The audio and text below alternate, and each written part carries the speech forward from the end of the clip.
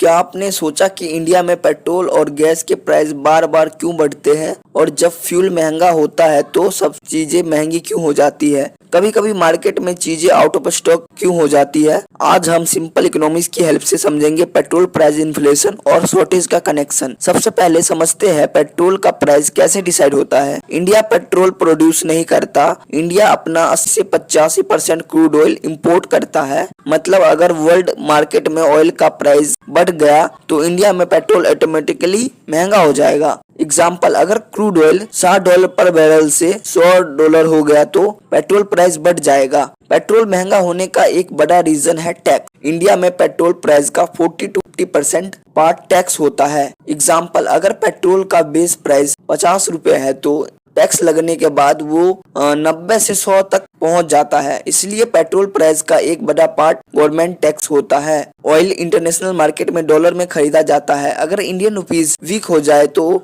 India को oil खरीदने के लिए ज्यादा रुपीस देना पड़ता है। एग्जाम्पल, अगर $1 की कीमत 70 रुपए है तो ऑयल सस्ता। अगर $1 की कीमत वही 85 रुपए हो जाए तो ऑयल महंगा हो जाएगा। इसलिए करेंसी से भी पेट्रोल का प्राइस इफेक्ट होता है। अब सबसे इम्पोर्टेंट क्वेश्चन, पेट्रोल महंगा होने से इन्फ्लेशन क्यों बढ़ता है? आंसर सिंपल है, पेट्रोल ट्रांसपोर्ट में यूज होता है। गुड ट्रांसपोर्ट महंगा, फूड और प्रोडक्ट महंगा, इसलिए पेट्रोल प्राइस पूरी इकोनॉमी को इफेक्ट करता है। कभी कभी मार्केट में गुड्स आउट ऑफ स्टॉक हो जाते हैं। इसका 3 मेन रीजन है। फर्स्ट, पैनिक बाइंग, लोग डर के ज्यादा सामान खरीद लेते हैं। एग्जाम्पल, कोविड के टाइम सैनिटाइजर और oxygen shortage. Second, supply chain problem, अगर प्रोडक्शन कम हो गया या ट्रांसपोर्ट प्रॉब्लम हो गया तो गुड मार्केट तक नहीं पहुंच पाएगा, इसलिए शॉर्टेज हो जाती है। थर्ड इज हाई डिमांड, कभी डिमांड बहुत ज्यादा बढ़ जाता है और सप्लाई उतनी फास्ट इंक्रीज नहीं होती, रिजल्ट आउट ऑफ स्टॉक। अगर आपको इकोनॉमिक्स सिंपल लैंग्वेज में समझना है तो चैनल को सब्सक्राइब करना मत भूलिएगा। मिलते हैं आपसे नए वीडियो में, तब तक के लिए बाय।